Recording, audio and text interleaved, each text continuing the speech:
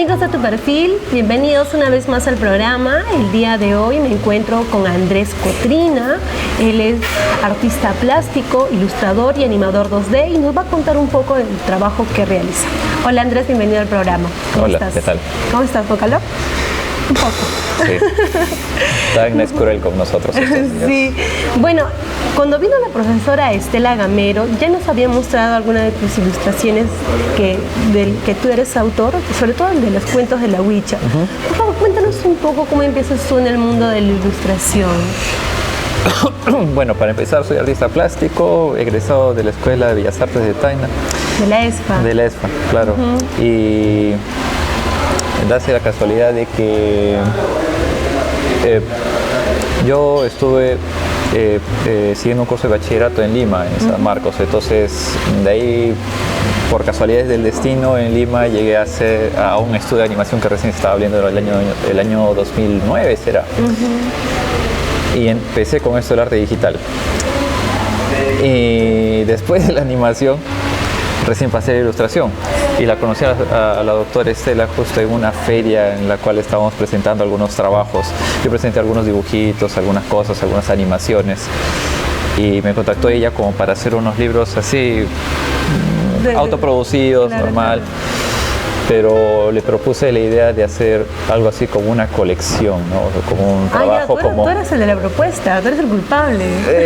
Sí, yo le metí la punta, en otras palabras. De hacer algo así como una colección, o sea, como una edición de colección de cuentos aymaras y estas cosas, con una presentación en especial, a color y todas esas cosas.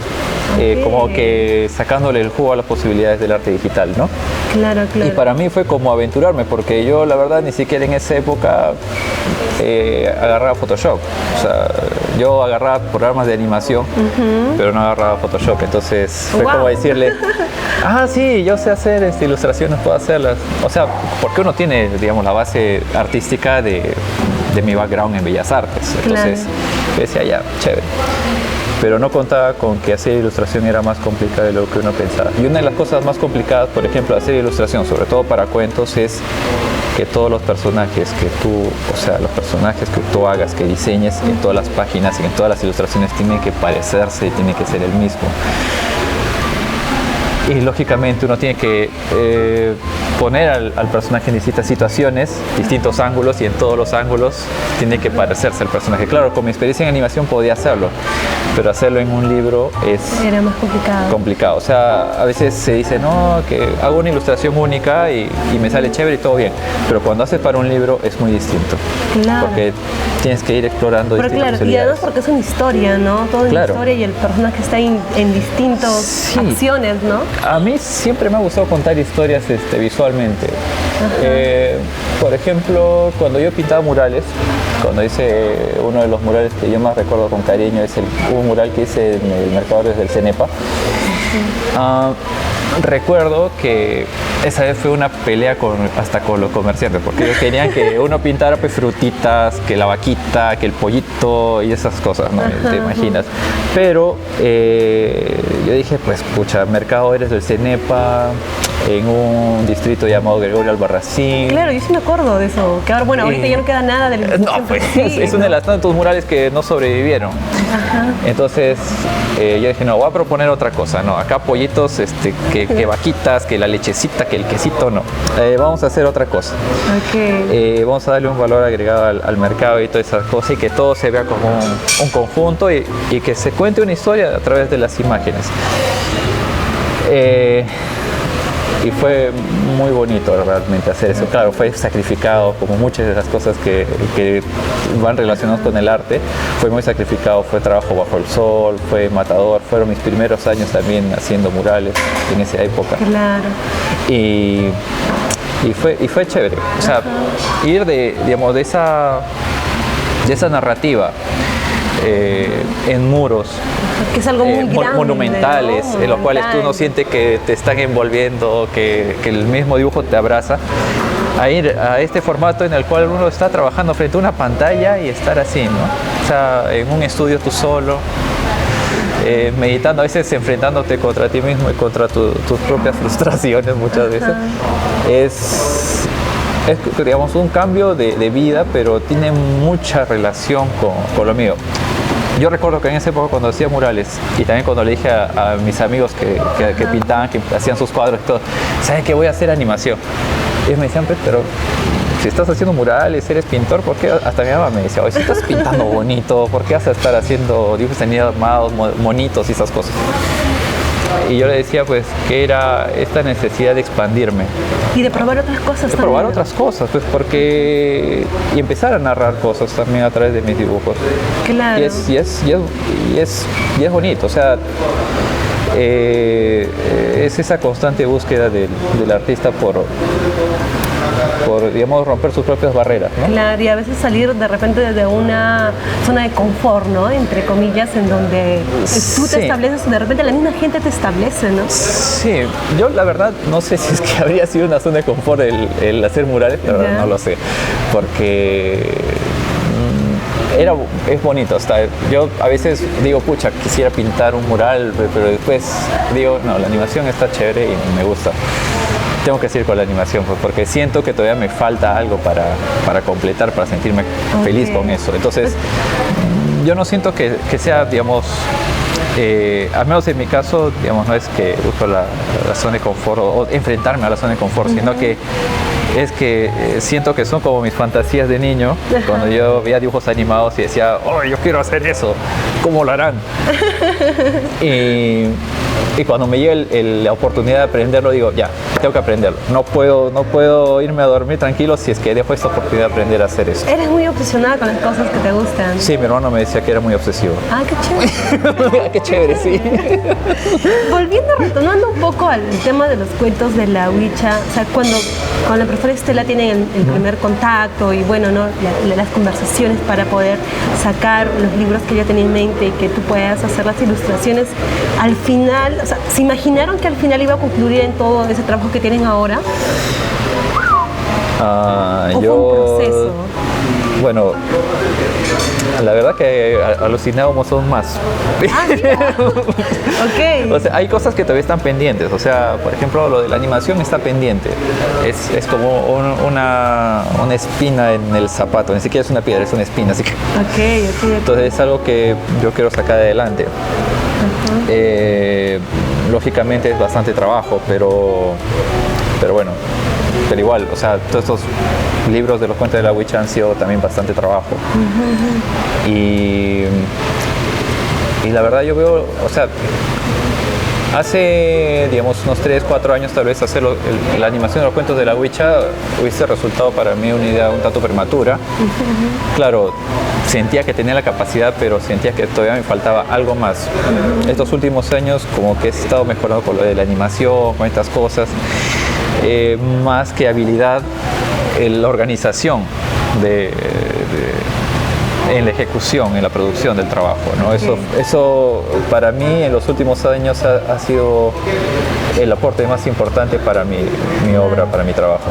Y por ejemplo, ¿no? O sea, para construir un personaje, cualquier personaje, ¿cuál es el proceso? Bueno, tú eres actriz, tú más o menos ya sabes cómo es esa cuestión de construir personajes. Claro, pero o sea, me refiero a plasmarlo en una ilustración. Claro, o sea, plasmarlo en una ilustración. O sea, más o menos, te imaginas, o sea, uno tiene que identificarse con el personaje. No puedes hacer algo de lo cual no tienes ni idea o no conoces. Entonces, una de las cosas que a mí en un tiempo cuando yo estaba en la escuela me criticaba mucho era que me decían, oye, tú no tienes personalidad porque tus temáticas son muy cambiantes, esto que el otro. Y no es que sean muy cambiantes, sino que realmente yo me ponía muchas veces en el pellejo del personaje que yo estaba haciendo. Y a mí me gusta tener toda esta gran gama, es como digamos, tener una gran gama de posibilidades dentro de un personaje, o sea, como que puede ser un personaje tierno, como un personaje violento, como no solo una ilustración infantil, que es lo que tal vez por lo que más me están conociendo, porque también me dijeron, oye, entonces, ahora último, me dijeron, muchos dibujos infantiles, entonces buenos dibujos infantiles. Y la verdad es que no todo lo que hago es infantil, o sea, hay cosas que son bastante fuertes también y que tienen que ver ya, digamos, con otro tipo de exploración personal. Entonces yo cuando genero un personaje, me pongo en la situación del personaje, empiezo a mentalizar el personaje, veo, tal vez exploro alguna manía del personaje, lo exploro desde el punto de vista psicológico, su relación consigo mismo, sociológico, su relación si es que hay más personajes o su entorno, y fisiológico, ¿no? Que todo esto se represente dentro de su fisionomía, ¿no? Y cómo es que su aspecto físico responde a estas cosas, ¿no? Claro, por ejemplo, hay algo que, bueno, vamos a seguir hablando de los cuentos de la Ouija, porque los personajes de ahí son animales pero humanizados. Claro. O sea, yo imagino que cuando te trajeron el texto solamente, habían, bueno, para comenzar, hay muchas imágenes que tú proyectas en tu mente, ¿no? De cómo podrían ser, y al final terminan en la ilustración, de repente de la forma como lo pensamos o como ha ido transformándose, ¿no? En eso ha tenido mucho que ver, digamos, la profesora Estela, como autora de la redacción, ¿ha intervenido en eso? ¿O ha tenido propuestas que claro, eso sí, tuvo mucho que ver. Ay, es un dolor de cabeza. ¿Por qué? No, dolor de cabeza, disculpa, señora. No, sino, por ejemplo, este es el primer cuento que hicimos, que es El zorro viejo, el Ukikamake. Entonces, una de las primeras ilustraciones que le envié a ella fue esta. A ver, esta. A ver, la vamos a ponchar aquí. Es este de aquí. Entonces, lo que pasa con esta ilustración en especial es que ella me la criticó bastante. Ah, ok. Porque me dijo, ese zorro parece lobo. Ah, ya. Y ella me mató en primera. Porque, bueno, mi background, o sea, mis conocimientos acerca de estos animales, pues no era mucha. Entonces tuve que ponerme a investigar aún más y poder conseguir hacer un zorro, pues... Que la gente así lo identifique, o sea, que no haya confusiones. sí, o sea, está bien, o sea, un artista puede tener una visión, a veces algunos pueden tener una visión así muy personal de las cosas, pero es bueno estar siempre abierto a ese tipo de observaciones y críticas, ¿no? Entonces ahí ya tú sabes que sí, tienes razón, es como cuando agarras una mosca al vuelo, ¿no? Entonces, ¡ta! Y me agarró, ¡ta! Y entonces, sí, esa fue la primera de muchas observaciones que después ella me hizo, ¿no? Con relación, digamos, por ejemplo, en el caso especial de los cuentos de la Ouija, con relación a la cosmovisión andina, ¿no? Ah, claro, ¿no? Porque es algo, claro, todo porque, relacionado. porque muchas veces uno tiene ya grabado en la cabeza ciertos clichés, ¿no? Claro, de la persona del Ande, ¿no? O sea, del chullito, del ponchito, que está así, que está allá, entonces, de las ojotitas así, ¿no? Entonces, lo que ella me mostró fue algo más amplio, algo más, no sé si decir real, pero digamos algo más acorde a lo que es. Okay. Sí, que no resulte ser algo cliché, que no resulte ser ni siquiera hasta ofensivo, ¿no? Claro, que a veces la gente tiene estereotipos, ¿no? Claro. De estereotipos de cómo son algunas cosas, pero cuando tienes otras miradas también te ayudan a mejorar el trabajo. Claro, o sea, te amplían la visión, o sea, de que hay ciertos tipos, por ejemplo, de indumentarias, de trajes para ciertas ocasiones o para cierto tipo de comunidades que no deben ser confundidas con otras. Claro. Estas cosas, ¿no? Entonces que tienen una identidad. Por ejemplo, no es lo mismo el valle, las comunidades del valle que las comunidades que están más en la altura, en la puna, ¿no? O sea, son distintas. Claro, y eso también es un poco para que la gente que nos está viendo no entienda de que no solamente es hacer un dibujo, ¿no? Es que hay todo un proceso detrás de background, de conocer al personaje que vas a hacer en el contexto en el que se está desarrollando. Claro, en el contexto que se está desarrollando. Es muy importante, ¿no? Es muy importante. Y hacer todo este estudio. Claro. Como te digo, empezó desde una cuestión tanto superficial a convertirse en algo más profundo. Entonces, por eso es que yo, junto con la doctora, pues adquirimos ese compromiso, ¿no? De hacer algo bien y a la altura de lo que estábamos esperando que represente la cultura que Claro. estábamos plasmando en los libros, ¿no? Excelente, Andrés. Bueno, hemos hablado, Andrés, de toda la construcción de los personajes y de cómo empezó el trabajo de los cuentos de la Huicha, pero más allá de esos trabajos también has tenido ilustraciones que han servido de portada para libros aquí de Tacna, ¿no? Libros de narraciones, libros de poesías, como este de aquí. Ese de aquí que cuando yo lo vi me llamó mucho la atención de la portada, ¿no? Y muchas preguntas surgen, pero yo creo que la persona más indicada de contarnos un poco de todo lo que guarda esta ilustración eres tú, que has sido el autor. Por favor, cuéntanos cómo fue toda la construcción, ¿no? De toda la portada de este libro, que es la poesía en Tacna de Segundo Cancino, que seguramente muchos deben tenerlo ahí en sus casas. Sí, lectura obligatoria. Bueno, esta portadita, a ver, permíteme. Bueno, para empezar, para hacer el proceso normal para generar una de estas ilustraciones, portadas, es después de muchos estudios, muchos bocetos, el autor o el editor escoge uno de estos bocetos.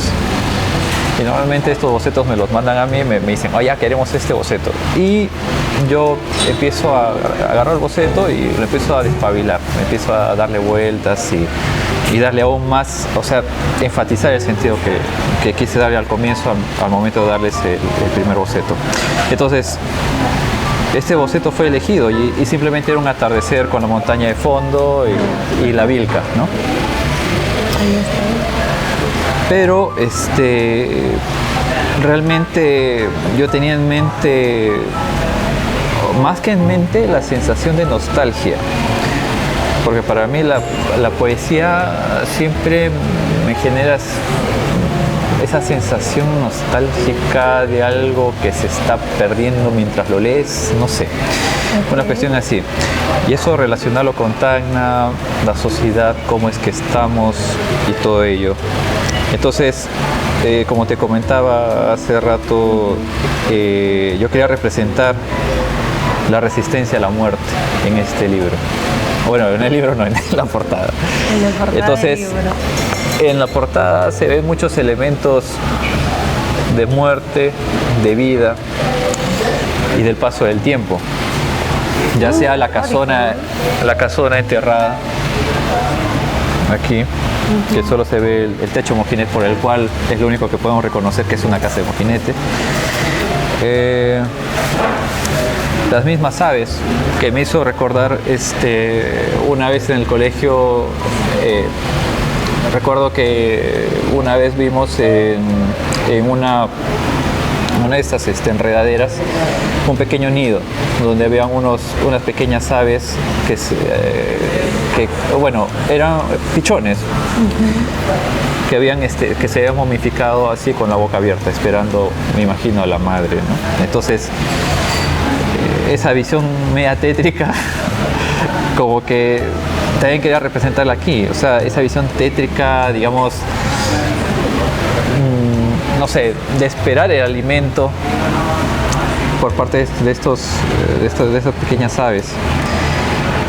Y por supuesto, si es que ustedes si que tienen el libro y tienen un lente de aumento, pueden chequear acá dentro de la tinaja a una pequeña calavera, que es un personaje que, bueno, siempre nos contaban la historia de los locos que dormían dentro de las tinajas, ¿no? Bueno, este es un loco que se queda esperando mucho tiempo. La mosca, para mí es como que el elemento de la transformación, o sea, que se alimenta de lo muerto, ¿no? Y la lagartija que va a terminar comiéndose a la mosca. Claro, ¿no? Hay muchas ahí entre la vida y la muerte, ¿no? Toda la metáfora, ¿no? Toda la metáfora, o sea, el mismo atardecer, la misma puesta de sol, los papeles que están volando a través de la Vilca, que está, perdón, los gallos, que está creciendo de la mente del anciano, el cual todavía añora los amores que están acá, ¿no?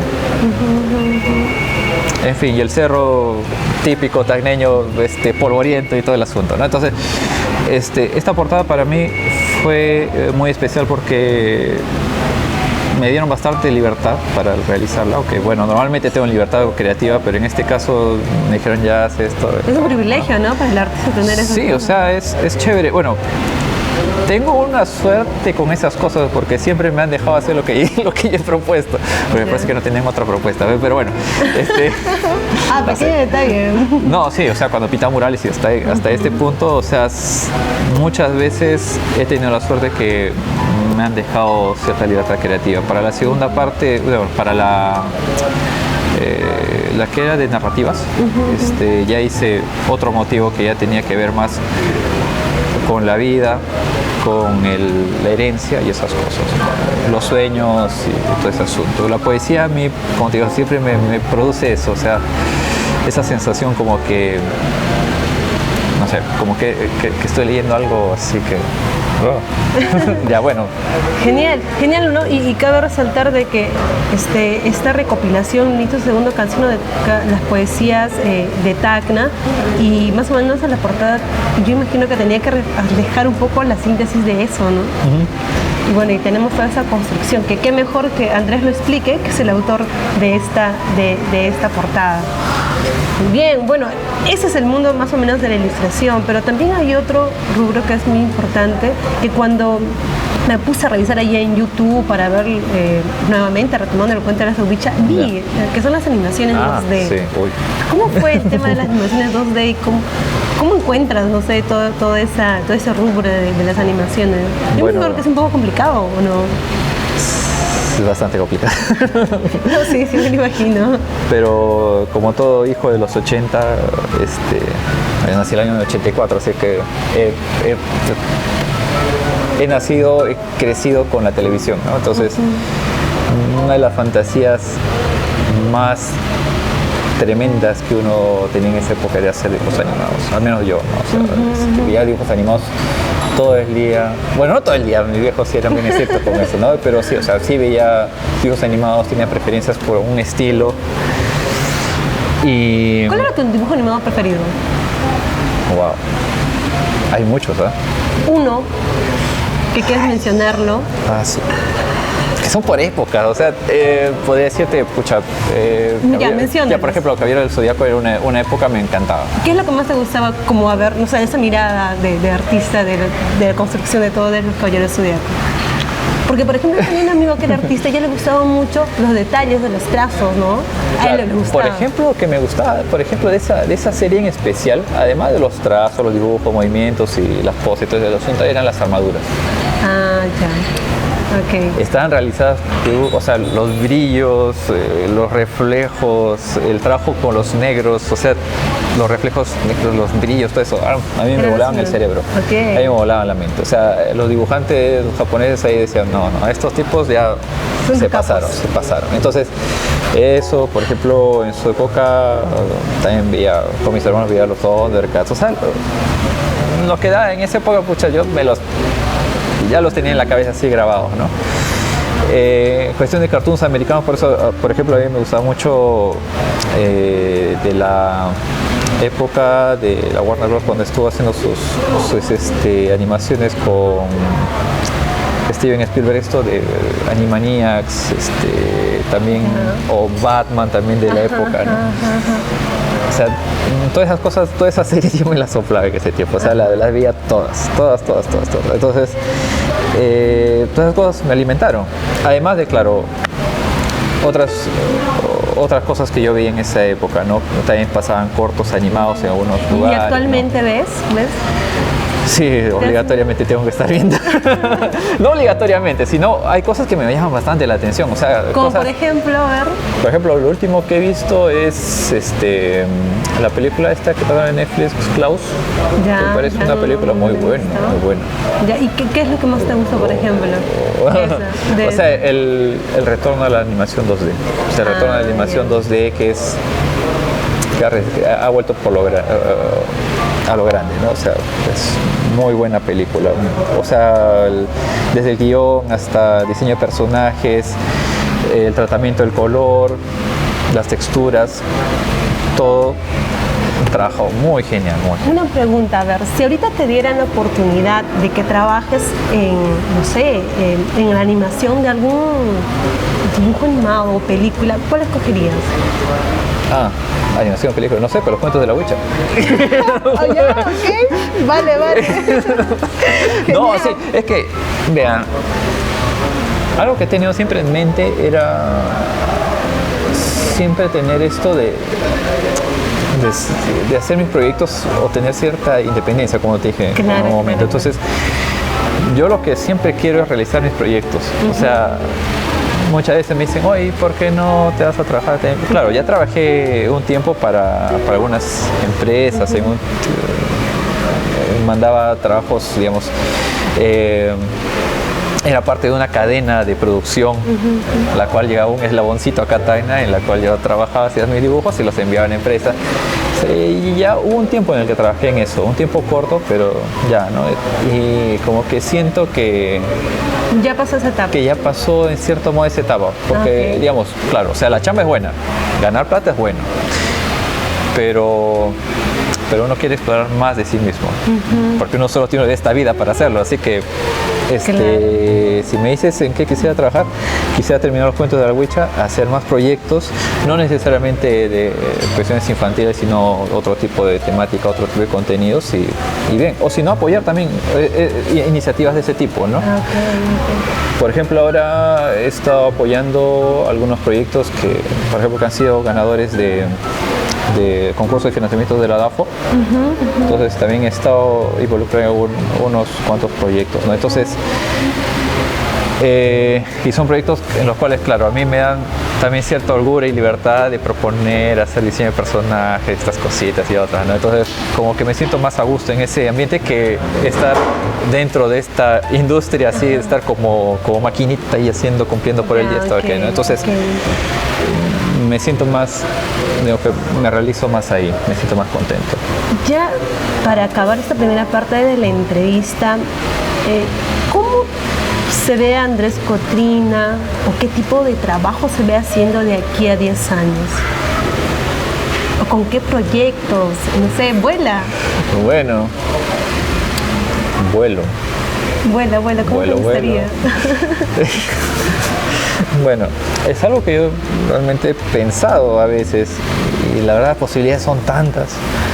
O sea, yo digo, de aquí a 10 años, yo digo, yo quisiera estar ya trabajando en mis animaciones, yo quisiera tener más bien de aquí a 10 años ya los cuentos de la Huicha publicados como animación, ya quisiera tener algunos cortos animados ya lanzados y más bien seguir explorando.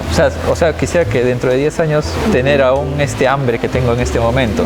Y si es que digamos, por A o B, digamos, ya le pierdo interés a la animación, estar, digamos, haciendo otro tipo de actividades similares, parecidas, relacionadas con arte, porque siento que todavía, o sea, tengo esta maquinita todavía ahí bien aceitada y echando humo por todos lados, o sea, estoy así, ¿no? Genial Andrés. Bueno, creo que hemos hablado un poco de todo, hemos hablado un poco de cómo iniciaste, de los cuentos de la Huicha, de las ilustraciones en los libros, de los dibujos que te gustan, que te gustaban, que te siguen gustando. Sí. Y bueno, vamos a entrar a las preguntas ping-pong. 5 palabras y tú me dices lo primero que se te venga a la mente. Ya. ¿Ok? A ver, primero, dibujos. Ay, fantasía. Colores. Atmósfera. 2 palabras, cuentos de la Huicha. Bueno, creo que 3. Ay. Ok, vale. Lima.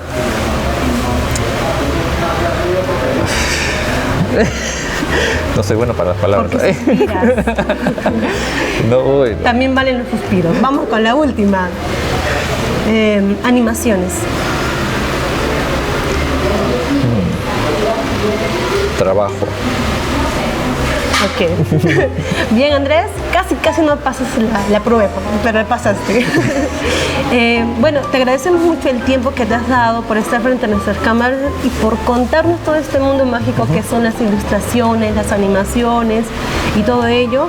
Te deseamos los mejores éxitos en todos los proyectos que tengas en mente y que los realices todos. Muchas gracias para nosotros. Y bueno, te dejo esta cámara libre. ¿Ah, sí? ¿Me la regalan? Te la regalamos, el espacio, para que, no sé, de repente puedas dar un tipo de consejo a los chicos que te quieren dedicar a ese rubro, que recién están empezando, que les gusta dibujar, porque todo comienza con el gusto de dibujar, ¿no? Y no sé, darles un tipo de consejo si es que se meritúa, ¿no? Hacerlo. Bueno. Hoy por hoy hay mucha exposición a través de las redes y yo creo que el formato digital ha dado vuelta a muchas cosas, sobre todo porque puedes tener una plataforma libre donde puedes mostrarte en cualquier parte del mundo, puedes conseguir conocimientos, como que tú también puedes compartir lo que tú produzcas.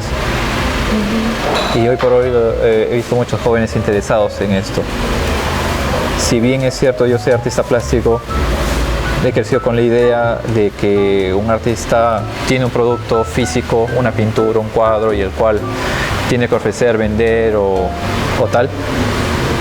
En el caso del arte digital y este asunto, no necesariamente tú vendes un objeto hecho a mano y esas cosas, sino tú vendes muchas veces una idea, un concepto, vendes un diseño.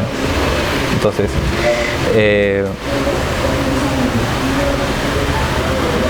yo les diría que se sientan libres de crear, de que no se limiten y que vayan más allá también. Dentro de sus intereses, investiguen, se formen, si es que es necesario, si es que quieren dibujar de un tipo de estilo y necesitan ir a una escuela para aprenderlo, háganlo. Y eso, más que todo, no se limiten para nada. Yo creo que el mundo está hecho para tomarlo y hacerlo. Y volar, ¿no? Y volar, o sea, sí. no hay límites. Lógicamente, bueno, en mi época fue un poco difícil tener que decir, oh, yo quiero ser artista, ¿no? En estas épocas es un poquito más comprensible, entre comillas. Sobre todo por los papás. Claro, por los padres, todo eso, ¿no? Yo nací en el año 84, así que yo nací un año antes de que entrara García, así que imagínate. Todos vivimos con esa idea de la crisis en la cabeza. Entonces, yo creo que eso, o sea, que se sientan libres. Que se sientan libres. Ahora, aprovecho para... bueno, anteayer, ya cumplió un año el grupo de animadores, la red de animación descentralizada, la RAD. Es un grupo al cual pertenezco, que es un grupo que engloba a los animadores que no estamos en Lima, o sea, que no somos de Lima, algunos que residen en Lima pero que son de provincia, y que también estamos buscando generar proyectos para tener una visión distinta a la de la capital, ¿no? No tan centralista, ¿no? Descentralizada, sí. Entonces, un saludo para ellos por el aniversario también. Celebration. Genial. Bueno, amigos, yo me despido hasta una próxima oportunidad. Quiero agradecer mucho al Café Siena, que nos acoge entrevista tras entrevistas, enviarle un fuerte saludo a mi amiga Isabel Ramos.